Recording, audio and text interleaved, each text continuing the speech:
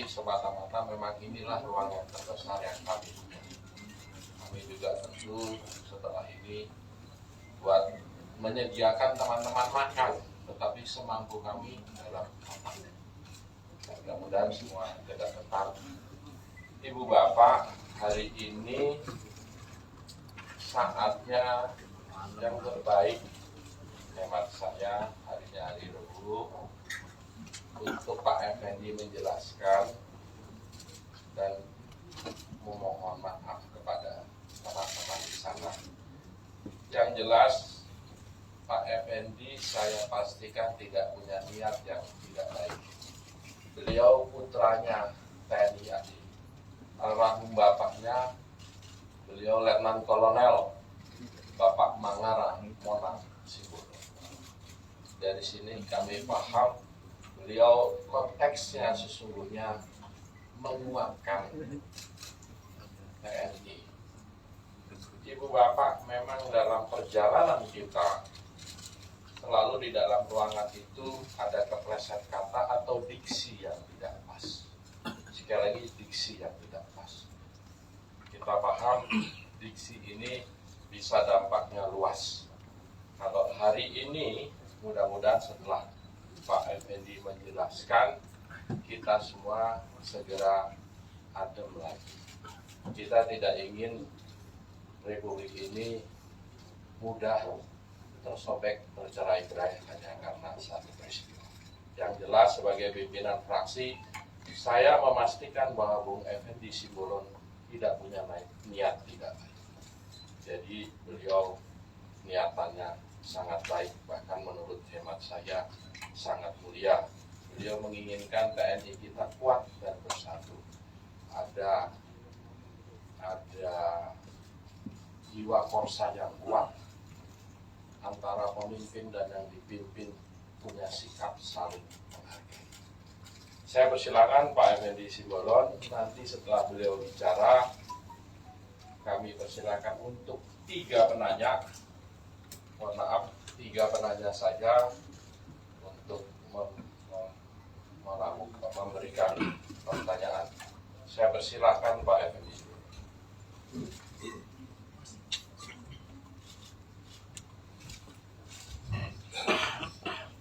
Terima kasih Pak Ketua, untuk yang saya hormati, Assalamualaikum warahmatullahi wabarakatuh. Salam sejahtera, shalom, Om Swastiastu, Namo Buddhaya, dan salam sehat bagi kita sekalian. Teman-teman yang saya hormati, sebagaimana yang diurai di awal oleh Pak Ketua Fraksi, sekaligus juga beliau pimpinan Komisi 1. Pada kesempatan ini saya ingin menyampaikan sehubungan dengan apa yang terjadi di rapat dengar pendapat atau rapat kerja antara Komisi 1 DPR RI dengan Kemhan, Panglima TNI dan para kepala staf. Pokok bahasan di rapat dengar pendapat atau raker kan ada menteri, itu topiknya adalah pembahasan anggaran RKHL tahun 2023 dan juga membahas isu-isu aktual. Dan dalam kesempatan rapat itu kemudian oleh pimpinan disampaikan bahwa topik bahasannya sesuai dengan undangan yang tertera. Nah, disitulah kemudian saya memahami bahwa ada beberapa poin yang saya ingin mendapatkan penjelasan, baik dari Menhan, dari Panglima TNI dan juga para kepala staf. Nah, saat membahas mengenai RKL itu memang pada dasarnya karena itu masih pagu indikatif, tidak terlalu banyak bahasan karena menyangkut hal-hal yang sudah ditetapkan oleh pemerintah melalui pagu indikatif. Nah, kemudian masuk ke isu-isu aktual. situ saya ingin bertanya kepada Pak Panglima Jenderal Andika dan Kepala Staf Angkatan Darat, yaitu Pak Jenderal Dudung Abdurrahman, dan siogianya ada Menhan di situ untuk menanyakan informasi-informasi yang kami terima sehubungan dengan adanya hal-hal yang menyangkut disharmoni. Saya menggunakan diksi disharmoni karena lebih kepada masalah harmonisasi. Itu soal leadership dan seterusnya yang menyangkut keberadaan dari TNI itu sendiri. Jadi TNI secara keseluruhan dan juga TNI dengan TNI Angkatan Darat. Tapi pada kesempatan itu memang Pak Kasat tidak hadir, dan oleh teman-teman itu ditanyakan, kritisi dan seterusnya. Poin saya tidak hadirnya atau hadirnya, bukan, tapi akan lebih elok kalau mereka berdua hadir untuk bisa didapat penjelasan seputar masalah yang kami ingin dapatkan penjelasan dari mereka. Nah, disitulah kemudian ada hal-hal yang intinya masalah soal kepatuhan. Karena kehormatan di TNI itu yang kami tahu adalah kepatuhan. Nah, disitulah kemudian saya menyadari ya, kemudian bahwa itu mungkin menjadi tidak nyaman, kemudian tidak elok, dan juga beberapa pihak tidak nyaman, mungkin merasa tersinggung atau tersakiti akan kata-kata yang keluar dari saya menyangkut seputar soal gerombolan dan ormas yang sejatinya, sejujurnya saya tidak pernah menstigmakan TNI itu gerombolan, tapi lebih kepada kalau tidak ada kepatuhan, kalau tidak ada kemudian harmoni dan seterusnya, itu seperti gerombolan dan seperti ormas. Nah, itulah kalau Bapak Ibu saudara-saudara sekalian bisa melihat rekaman utuhnya, itulah poin yang ingin saya ulangkan, saya sampaikan di forum ini.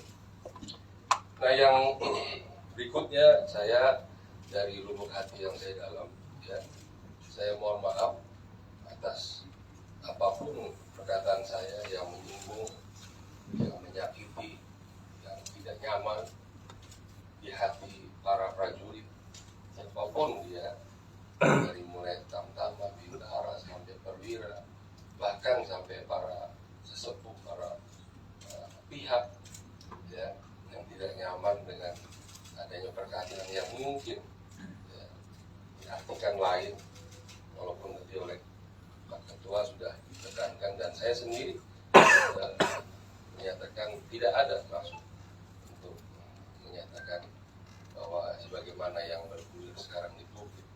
Nah, sekali lagi saya mohon maaf, saya tujukan ini kepada seluruh prajurit, baik yang bertugas maupun yang sudah purna, dan juga para pihak yang mungkin tidak nyaman dengan perkataan saya, dan juga kepada Panglima TNI saya mohon maaf, juga kepada Kepala Staf Angkatan Darat saya mohon maaf, dan juga Kepala Staf Angkatan Laut, Kepala Staf Angkatan Darat yang mungkin juga merasa hal yang kurang nyaman, dan saya mohon maaf. Dan saya sekali lagi ingin menegakkan mencintai TNI itu sesuai dengan tupoksi saya. Ya, sekali lagi saya berharap kita mencintai TNI itu tidak dengan kemudian juga mengurangi hormat kita ke hal-hal yang mungkin ada yang kurang pas di tubuh TNI sendiri.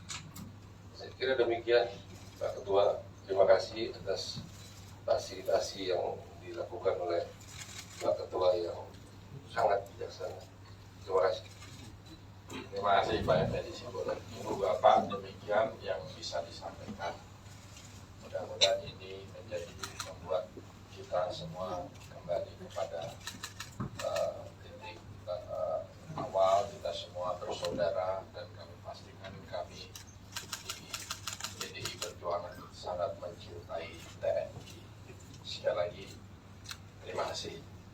saya persilahkan untuk 3 ya, yang perempuan. Yang perempuan itu sama laki. Mohon maaf 3 aja. Mulai sebutkan nama dan media. Ya, terima kasih Pak Utut. Saya punya dari Kompas TV ada beberapa pertanyaan. Yang pertama kan tadi sudah disampaikan permintaan maafnya. Tapi belakangan selain ada video-video yang menunjukkan beberapa TNI yang kemudian tidak berkenan dengan pernyataan dari Pak Effendi, juga beredar audio ataupun juga video yang bentuknya ini arahan untuk membuat video-video tersebut. Nah, apakah Komisi 1 dalam hal ini sudah mengetahui hal tersebut? Dan terkait dengan permintaan maaf hari ini, apa nanti juga akan ada komunikasi langsung di DPR untuk kembali memanggil Panglima, Kasal dan jajarannya terkait dengan hal ini untuk klarifikasi lebih lanjut? Itu Pak, terima kasih. Baik Mbak Putu, mudah-mudahan setelah ini semuanya jadi adem kembali dan TNI bisa bertugas seperti biasanya. Kalau ditanya apakah kita memahami gerak di sana, ya tentu tidak. Biar ini wilayahnya Pak Kasat. Pak Kasat punya tongkat komando. Tongkat komando itu bukan sekadar tongkat. Ini bisa membuat yang marah-marah jadi nggak marah.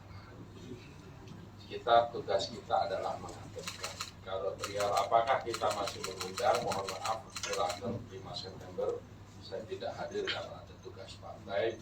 Nanti kita komunikasikan dengan pimpinan yang lain. Apakah masih itu harus dijadwalkan? Itu ya Butuh ya. Kalau yang lainnya saya rasa sudah.